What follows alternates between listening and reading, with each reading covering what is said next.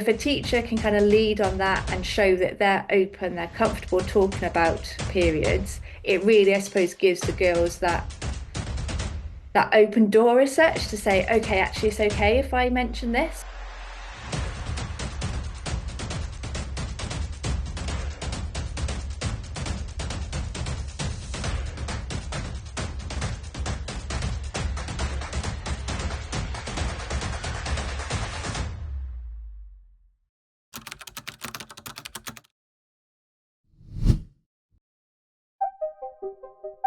What is it like to go through school today while managing your period?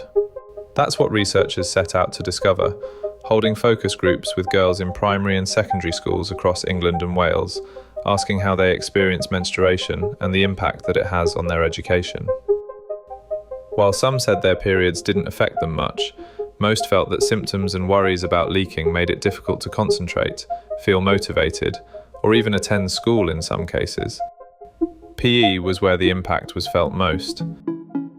So I vividly remember one of the primary school girls that was just like, I love running, but wearing a pad is really uncomfortable and it moves around, so I don't run anymore when I'm on my period. And that was just kind of like something that I'm like, there's such a easy solution. Like, you could try period pants, for example. The other one that came out quite a bit was in terms of menstrual cramps or feeling really low in energy and just not feeling like they've got their energy whilst they're on their period to be able to exercise. We spoke quite a lot as part of the focus group around like, what if you had other options? So like if you could do some yoga or do like walking and actually it was really interesting. A lot of the girls were just like, if there was another option, we want to take part, but we just don't feel like we could maybe play centre in netball or, do cross country because that was just too much. Researchers say the first step is open conversation, creating space for honest discussion about menstruation in schools.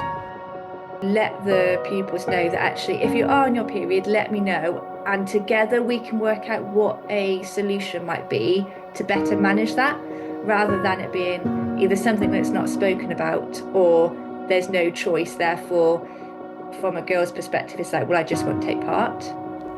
Their findings also highlight the need for better resources and training for teachers, so everyone understands the menstrual cycle and how exercise can help manage symptoms. If we can support males and females to deliver menstrual education, again, that really opens up conversations, so it's not stigmatised.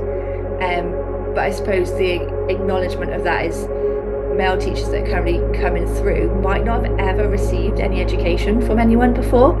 So that's kind of quite a lot to ask them to stand and teach something that they've maybe never received anything about themselves. So what we've gone on to do, having spoken to teachers and pupils, is now developed a menstrual education resources. So we've developed 4 different lessons with complete lesson plans, having spoken to the teachers and pupils and designed that also with teachers and pupils. So they've also been part of actually creating the resources, and all of the resources are free on our website at periodeducation.org. And I suppose that's a really important value for us, that we want to make sure that they're all free and they're all accessible, and kind of that's the way they'll stay.